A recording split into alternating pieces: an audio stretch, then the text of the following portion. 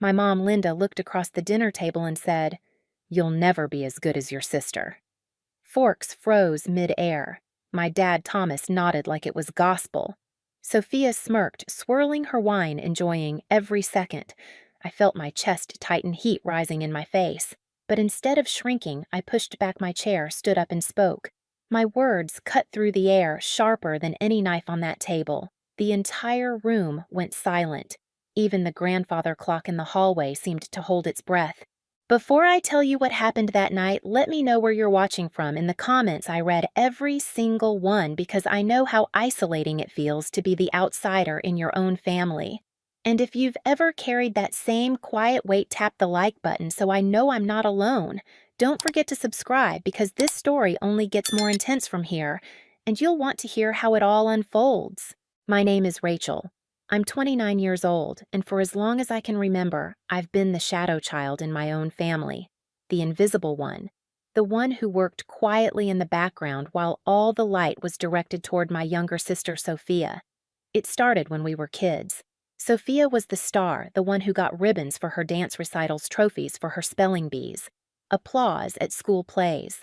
I was the one who cleaned up the kitchen after Mom's baking sprees, who walked home in the rain when Dad forgot to pick me up from practice. Even then, the pattern was clear. Sophia earned praise for showing up, and I was expected to earn love by carrying weight no one else wanted to hold. I told myself it didn't matter. I told myself that being dependable was enough.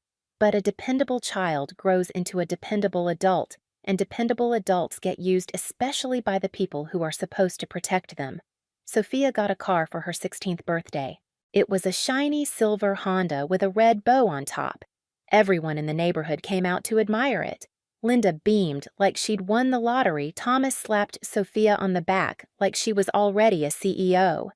I was 19 then, and my gift was bus fare money and a reminder not to stay out too late after my diner shifts. I still remember standing in the driveway holding a tray of leftover fries from work, watching Sophia squeal as she slid behind the wheel. Nobody noticed me.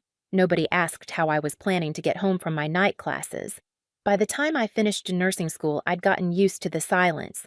I graduated without a party, without balloons, without even flowers. I went straight from the ceremony to my night shift at the hospital. I told myself saving lives would be its own reward, and in many ways it was. But nothing erases the ache of watching your family celebrate someone else's smallest achievements while dismissing your greatest sacrifices. Sophia didn't even have to try. She breezed through college with designer bags on her arm, internships my parents arranged through friends, and a constant stream of "you're destined for greatness" whispered into her ear. Meanwhile, I was working double shifts nights in the ICU, weekends tutoring kids in math to chip away at loans that felt like chains around my ankles. It wasn't just financial, it was emotional too. Every time I came home with good news, it was brushed aside. "That's nice," Rachel Linda would say, already turning to Sophia for the real conversation. Thomas would nod absently, waiting for Sophia's stories about office happy hours or marketing buzzwords he didn't even understand. My accomplishments lived in the margins of their lives, barely noticed before the page turned back to Sophia. But the part that stung the most, I kept giving anyway. I paid bills when the mortgage got tight. I covered utilities when Thomas's hours were cut at work. I sent money for emergencies that always seemed to line up with Sophia's new shoes or vacations. At first, I told myself it was temporary, that families help each other, that one day when I finally couldn't keep standing, they'd notice the weight I'd been carrying. That day never came. The night of Sophia's big celebration dinner proved it. I came straight from a 12-hour ICU shift. My scrubs smelled faintly of bleach and hospital disinfectant, the kind of scent you can never fully wash out.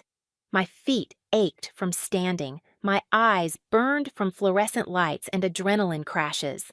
I walked into a dining room that looked like it belonged in a magazine, candles flickering, roasted chicken steaming on platters, polished china plates gleaming under the chandelier. Linda had gone all out. For Sophia. Always for Sophia. The only chair left was the one with the uneven leg, pushed just slightly away from the table like an afterthought. Sophia sat opposite me, glowing in a dress that probably cost more than my monthly rent, her hair falling in perfect curls around her face. Thomas hung on her every word as she described her new office perks: free, kombucha standing desks, beanbags in the lounge. I tried to join in, tried to share something that mattered. Today, I helped resuscitate a patient. He made it through surgery because I caught the arrhythmia in time. My voice shook with pride. Linda barely glanced my way. That's nice, honey. Sophia, tell us about your creative director opportunity. And Thomas, my father, didn't even acknowledge me. He waved his hand like he was brushing away dust. Rachel's still figuring things out. But Sophia's really going places. Their words fell heavier than the fatigue on my body. Still figuring things out, I had a steady job, a career. I was making more than Sophia had ever made. But in their eyes, none of it mattered. In their eyes, success looked like Sophia in a silk dress holding a wine glass. That's when Linda turned toward me fully. Her lips curved into a sneer I'd seen 1,000 times, but the words that left her mouth pierced deeper than they ever had before. Rachel, you'll never be as good as your sister. The world tilted. The table blurred. My chest tightened like someone had dropped a weight onto it. Sophia didn't even flinch. She smirked, savoring the moment, sipping her wine like it was the sweetest victory. And me, I sat there staring at the half-empty plate in front of me, and for the first time in my life, something inside me broke, but not in the way they expected. The rest of that dinner passed in a haze, every sound muffled like I was underwater. Linda's words echoed in my skull on repeat. You'll never be as good as your sister. I chewed food that tasted like ash, swallowed laughter and chatter that felt miles away, and forced myself not to cry in front of them. But something shifted in me that night, something permanent. On the drive home, the city lights blurred past my windshield, and I kept replaying the moment over and over. Thomas nodding like her words were gospel truth. Sophia smirking like she'd won some secret war I never even agreed to fight. I gripped the steering wheel so hard my knuckles turned white. It wasn't just anger, it was clarity. For years, I had begged silently for scraps of recognition, but all I had gotten was dismissal. For the first time, I asked myself, what if I stopped begging? The thought terrified me. I had built my life around endurance, around surviving the next insult, the next slight, the next reminder that Sophia was better. What would happen if I simply refused to play that part anymore? 2 weeks later, the betrayal deepened. I was on my lunch break at the hospital eating a cold sandwich in the staff lounge when I opened Instagram, and there it was a photo of my entire family in Hawaii. Palm trees swayed in the background, the ocean sparkled like glass, and Linda and Thomas posed with umbrella drinks arms wrapped around Sophia and her boyfriend. My stomach dropped. No one had mentioned a vacation. No one had even hinted at it. I scrolled through picture after picture, sunset walks, beachside dinners, Sophia smiling with her arms flung wide like the world was hers. My world shrank to the size of that phone screen. I called Linda immediately. Her voice was cheerful, almost distracted. Oh, Rachel, we didn't think you could get time off work. You're always so busy with your shifts. My throat tightened. You didn't ask, I whispered. You never even asked. Well, it was kind of last minute. Sophia needed to decompress after starting her new job. You understand, right? I hung up before she could say more. My hands shook as I stared at the screen again. Sophia had just captioned another photo. Family time is the best time. Blessed da Ohana. I wasn't family. Not to them. I was a wallet, a safety net, a shadow. Sophia's text came hours later. Sorry, thought you knew about Hawaii. You're always working anyway, so we figured you wouldn't want to come. Hope you're not mad. I wasn't mad. I was devastated. And underneath that devastation, something else was growing resolve. The breaking point wasn't just Hawaii. It wasn't even the birthday party that followed where Linda gave a glowing speech about Sophia's natural talent, while Thomas laughed and told their friends that I was still figuring things out. What broke me was realizing how much of myself I had sacrificed to keep their world spinning. One afternoon, while helping Linda organize her bills, I found them. Sophia's student loan statements all marked paid in full. My hands shook as I flipped through page after page. $45,000 in debt gone. paid off by the same account I'd been depositing money into every month under the illusion I was helping with the mortgage. I confronted Linda the next morning, voice trembling but steady enough to cut through the air. "You've been using my money to pay Sophia's loans." She didn't flinch. She didn't look ashamed. "Sophia needs to focus on her career growth. She can't be weighed down by debt. You have a stable job, Rachel. You can handle your own responsibilities, plus help the family." I laughed then, a bitter, hollow sound that didn't even feel like it belonged to me. "I've been working nights and weekends to pay my own loans while you used my money to clear hers." Linda's eyes hardened. "Don't be selfish. Family helps family. Sophia's success benefits all of us." That's when something inside me snapped completely. For years, I had carried their definition of family on my back like a yoke, telling myself it was love. But in that moment, I understood this wasn't love. This was exploitation, dressed up in the language of loyalty. I walked out of Linda's kitchen and sat in my car, shaking. My phone buzzed with another notification. Sophia had posted a selfie smiling with a caption about gratitude. Gratitude built on my exhaustion. Gratitude paid for with my bloodshot eyes and double shifts. For the first time in my life, I didn't feel invisible. I felt furious. And beneath the fury, I felt something sharper, a plan forming. Because if they could rewrite family loyalty to mean Rachel pays while Sophia shines, then I could rewrite the rules too. Quietly, methodically, without a single warning, and they would never see it coming. After that day in Linda's kitchen, something in me rewired. The old Rachel, the one who accepted scraps and called it family, was gone. In her place stood someone new, someone who no longer needed their approval to survive. I started small, almost invisible. I stopped making the mortgage payment. It felt terrifying, like cutting an oxygen tube, but also liberating. I half expected Thomas to show up at my apartment door, pounding his fist and demanding explanations. Instead, a week passed in silence. Then the phone calls began. Linda's number flashed across my screen first. I ignored it. Then Thomas. Then Sophia. I let each one roll to voicemail. Their voices grew more frantic with every message. "Rachel, the bank called." "What's going on with the mortgage?" Linda's voice was tight sharp with panic. "We need to talk about responsibility," Thomas barked in another. Sophia's text was the most ironic. "Hey, can you fix whatever's wrong? Mom and Dad are stressed." I don't know what's happening. What was happening was simple. The ATM had shut down. I didn't respond. Instead, I went to my desk and pulled out the folder I'd been quietly building for months. Bank statements, deposit receipts, screenshots of transfers. At first, I'd kept them for tax purposes, but now they were something else entirely: evidence. Proof of every dollar siphoned from me to Sophia. Night after my ICU shifts, I sat at my kitchen table under the dim yellow light, organizing papers into neat stacks.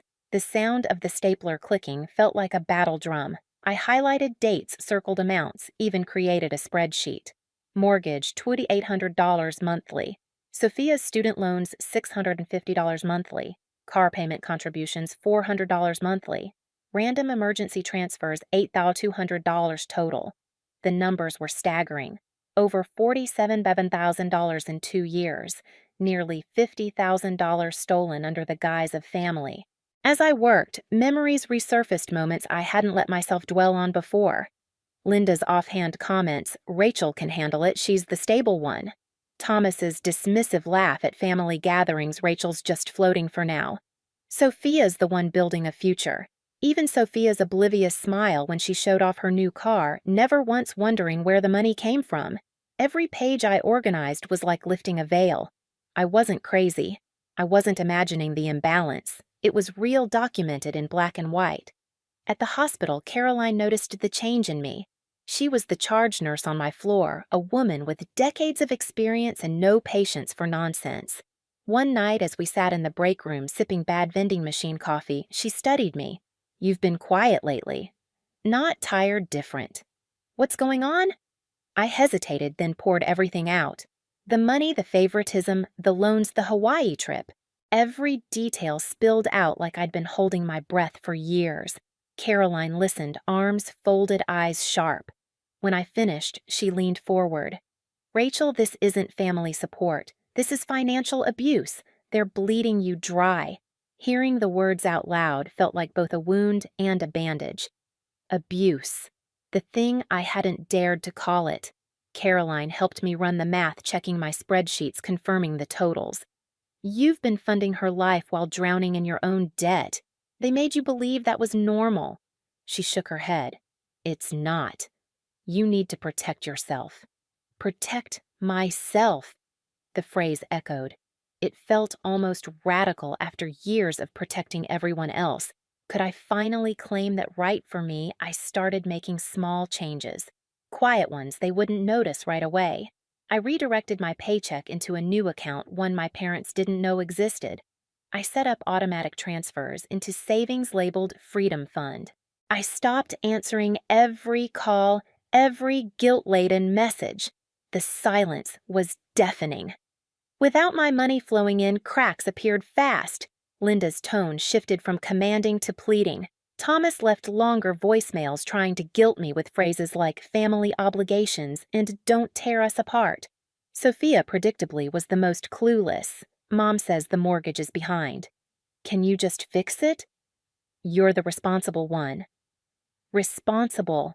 The word that had shackled me for years now felt like a weapon I could finally put down. At night, I sat in my apartment with the folder spread across my table, imagining the moment I'd lay it all bare. The dinner table reversed. The spotlight turned. I didn't need to scream or beg. The truth in black ink and neat columns would be louder than any words I could say. And as I prepared in silence, I realized something else: their world was fragile. All it took was my absence for it to begin collapsing. I had been the invisible beam holding up the house. Without me, the roof was caving in. The thought didn't make me sad. It made me smile just slightly for the first time in a long time, because for once, I wasn't the one breaking. They were. The storm hit faster than I expected. Once my absence in the family finances became undeniable, the guilt campaign began in earnest. Linda called first, her voice syrupy sweet in the beginning. Rachel, honey, I think there's been a misunderstanding with the bank. Just clear it up, okay? Families don't let each other drown. I let the voicemail sit unanswered. The next message wasn't sweet at all. Rachel, this isn't funny. You're putting us all in jeopardy. Do you want us to lose the house after everything we've done for you, everything they'd done for me? I laughed bitterly in my kitchen, staring at the piles of evidence that proved the opposite. Then Thomas chimed in. His first voicemail was commanding Rachel, this is your responsibility. Don't embarrass us by letting outsiders think we can't manage our own bills. His second was angrier. You're tearing this family apart. Do you want Sophia to suffer because of your selfishness? That word again, selfish. It was their favorite weapon. But for the first time, it bounced off me like a dull arrow against armor. Sophia's texts came next, a rapid-fire stream of confusion and entitlement. Mom says the bank is threatening foreclosure. Is that true? Can you please just pay it this month? I'll make it up to you. Why are you being like this? You've always helped before. The irony of her last message almost made me choke. I had always helped before, and that was exactly the problem. Days stretched into weeks, and the messages didn't stop. They evolved. When the guilt didn't work, Linda switched to pity. Rachel, I'm so stressed I can't sleep. I'm worried sick about your father's health with all this financial strain. You don't want him to have a heart attack, do you? When pity didn't work, Thomas went public. I started hearing from distant relatives, cousins I hadn't spoken to in years. One called me at the hospital during my break. Rachel, your parents say you've abandoned them. Is it true? After all they sacrificed for you sacrificed. The word twisted like a knife. Their version of sacrifice was using my paycheck to erase Sophia's debts while dismissing my existence. Now they were rewriting the narrative to make me the villain. Even church friends of my parents began reaching out on social media. Family is everything. Don't let bitterness poison yours. Linda had been busy spreading her version of the story the dutiful parents betrayed by the ungrateful daughter. For a moment, their tactics worked. I felt the old guilt creep in, the urge to fix everything to make the noise stop. but then I'd open my folder, flip through the pages, and remind myself these were not stories, these were facts. Numbers don't lie. Caroline noticed the weight I was carrying. One night after we finished a brutal shift, she caught me scrolling through yet another round of angry messages. She took the phone gently from my hands and said, "Rachel, abusers always rewrite history when they lose control. Don't let them drag you back with their version." Her words grounded me. I wasn't crazy. I wasn't cruel. I was simply refusing to bleed out for people who mistook my veins for an endless bank account. Still, the escalation didn't stop. Sophia showed up at my apartment unannounced one Saturday morning, her eyes red from crying. She clutched her designer purse like it was a lifeline. "Rachel, please. Mom and Dad are falling apart. The bank is serious. I can't plan my wedding like this. Can't you just cover things until I get promoted?" Her voice cracked, but there was something off in her tone. It wasn't just fear, it was expectation. She wasn't asking, she was assuming I would fold as always. I stepped aside, letting her stand in my doorway, but not inviting her in. "Sophia, do you even know where the mortgage money has been coming from for the past 2 years?" She blinked, confused. Mom and Dad, obviously. They said I cut her off. They said a lot of things. My chest burned with the effort of staying calm. "Go home, Sophia. We'll talk at dinner next week. I'll bring the paperwork." Her face paled. She opened her mouth, then shut it again. For the first time, she looked genuinely unsure. When she left, I sank onto my couch, shaking. That had been the closest I'd ever come to revealing the truth. But it wasn't time yet, not until all the pieces were in place. The days leading up to that dinner were a war zone. Linda left voicemails alternating between rage and tears. Thomas's texts grew shorter, sharper. "You'll regret this. Don't destroy your sister's future out of spite. We raised you better than this." Each message was proof of their desperation. Without me, their carefully built illusion was crumbling. And I realized something crucial: the power dynamic had shifted. For years, I had been the weak one, the invisible one, the daughter who bent until she nearly broke. But now, with one quiet decision, the decision to stop paying, I had flipped the script. They could smear me, guilt me, beg me. But none of it mattered. Because the truth was coming, and when it landed, it would be louder than all their lies combined. I didn't need to fight their war with words. My silence was enough. And my silence was killing them. The night of the family dinner felt almost ceremonial. Linda had called earlier in the week, her voice unusually bright. "We'll cook your favorites, Rachel. Let's just talk things out as a family." My stomach twisted at her choice of words. Favorites. I doubted she even remembered what my favorite meal was. Still, when I arrived Saturday evening, the dining room was laid out as if for a holiday. The good china-polished silver candles flickering. Thomas poured wine with the air of a man about to preside over a lecture. Sophia's diamond engagement ring sparkled under the chandelier, her face glowing with the smug certainty that I was about to be scolded into compliance. I slid into the wobbly chair, the same one that had always been mine, the seat of the invisible daughter. But this time, my bag sat heavy in my lap, and inside it the folder weighed more than any stone. Dinner passed in forced pleasantries until Thomas cleared his throat. "Rachel, we need to address your behavior. The mortgage is behind. The family is suffering because of your emotional crisis." Linda nodded, her smile thin as glass. "This family depends on you, Rachel. You can't just stop supporting us because you're upset. Sophia has her wedding to plan, her career to build. We all need to make sacrifices for her future." Sophia reached across the table, her voice sticky sweet. "I know you're stressed, Rachel, but you're the strong one. You'll come through for us like always, right?" Then it happened. Linda leaned back, her lips curling into that familiar sneer, and she repeated the words that had haunted me for months. "Rachel, you'll never be as good as your sister." The air crystallized. The grandfather clock ticked once, twice. My heart pounded, but my hands were steady as I pushed back my chair and stood. "Then ask Sophia to pay your bills." The words cracked through the air like thunder. Forks clattered. Sophia froze mid-smile, her hand trembling on her wine glass. Slowly, I reached into my bag and pulled out the thick folder. With deliberate calm, I spread the papers across the table one by one: bank statements, receipts, highlighted transfers. Each page landed with a soft thud that echoed louder than any shout. I've paid $47,000 to this family over the past 2 years, I said, my voice steady. Not just the mortgage. Sophia's student loans, her car payments, even her credit cards when she overspent. Thomas grabbed a statement, his eyes darting across the numbers, his face drained of color. Linda reached for another, her fingers trembling.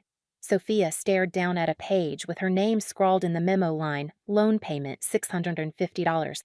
Her lips parted, her voice a whisper. I thought you were helping me. Mom and Dad said. They lied, I said simply. They wanted you to believe you were the successful one, untouched by struggle. But every freedom you've had, every vacation, every debt erased was built on my paycheck. Tears welled in Sophia's eyes. She shook her head almost violently. I didn't know. Of course you didn't, I replied. Because if you knew, the illusion would break. And that illusion is the only thing they've ever truly cared about.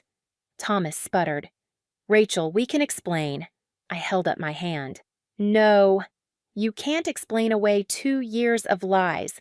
You can't explain why you used my money while telling me I'd never measure up. You can't explain why you raised your glass to celebrate Sophia while erasing me. Silence fell heavy over the table. Sophia cried quietly, her engagement ring glittering like a cruel joke. Linda's mouth opened closed, but no words came. I gathered the documents back into my folder, the sound of the papers sliding together louder than their silence. The mortgage payment stops now. Sophia can be as good as she wants with her own money. For a moment, no one breathed. The only sound was the hollow tick of the clock echoing like a countdown. Then I turned and walked out. I didn't slam the door. I didn't scream. I left them in their perfect dining room, surrounded by candles and lies, staring at the truth they could no longer deny. And as I stepped into the night air, a strange calm washed over me. For the first time, their silence didn't wound me, it freed me. Because I had finally realized something vital: they hadn't lost their responsible daughter. They had lost their anchor. And when the anchor is gone, the whole ship begins to sink. When I left that night, I didn't look back. My footsteps echoed on the porch, each one lighter than the last. For years, I had carried their weight like it was my duty, but as I walked away, I realized that the only duty I'd ever had was to myself. The days that followed felt surreal. My phone still buzzed, but I stopped listening. Linda's messages swung wildly between pleading and fury. You can't abandon us, Rachel, one moment. Then you're cruel. You're destroying this family the next. Thomas tried to shame me, his voice sharp with anger. Your sister's wedding is falling apart because of you. Do you want her to suffer? But the truth was, I no longer wanted to carry their suffering. I had been carrying it alone for years while they called me selfish. Sophia sent fewer messages, each one shorter, smaller. I didn't know. I'm sorry. I almost believed her. But sorry couldn't repay what I had lost: my time, my money, my faith in the people who should have lifted me up instead of tearing me down. Within months, the consequences rolled in. Without my support, the mortgage went unpaid. The house that had once been the shrine to Sophia's victories fell into foreclosure. The family dinners stopped. The laughter, the charades, the golden girl glow gone. Sophia's engagement cracked under the weight of reality. Her fiancé left unable to stomach the financial chaos that came when the truth surfaced. For the first time, Sophia had to stand on her own. And me, I was already gone. I accepted a position in another city working as a nurse practitioner. My income rose, but more importantly, so did my sense of worth. My colleagues respected me, valued my skills, and saw me as more than the shadow of someone else's success. Caroline hugged me the day I handed in my transfer papers, whispering, "Proud of you. You finally chose you." In my new apartment, surrounded by quiet and sunlight streaming through clean windows, I started to breathe again. No more emergency calls begging for help. No more guilt tripping. No more erasure. Just me, my work, and the people who truly valued what I had to give. And here's the truth I learned in all of it. Sometimes the bravest thing you can do is stop paying for someone else's dream and start investing in your own. I used to think love was sacrifice, but love without respect is just exploitation. I used to think family was forever, but family that feeds on your silence doesn't deserve to stay. They lost me that night at the dinner table, and they'll never get me back. And for the first time, that loss doesn't hurt, it heals. Because walking away wasn't the end of my story, it was the beginning. If you've ever been the one holding everything together while being treated like you were nothing, know this: you are not alone. Drop your story in the comments. I read every single one. Let me know where you're watching from, and if you've ever had to choose between family loyalty and your own self-worth, I want to hear how you found your strength. And don't forget to like and subscribe, because sometimes the most powerful stories aren't about revenge, they're about finally learning how to walk away.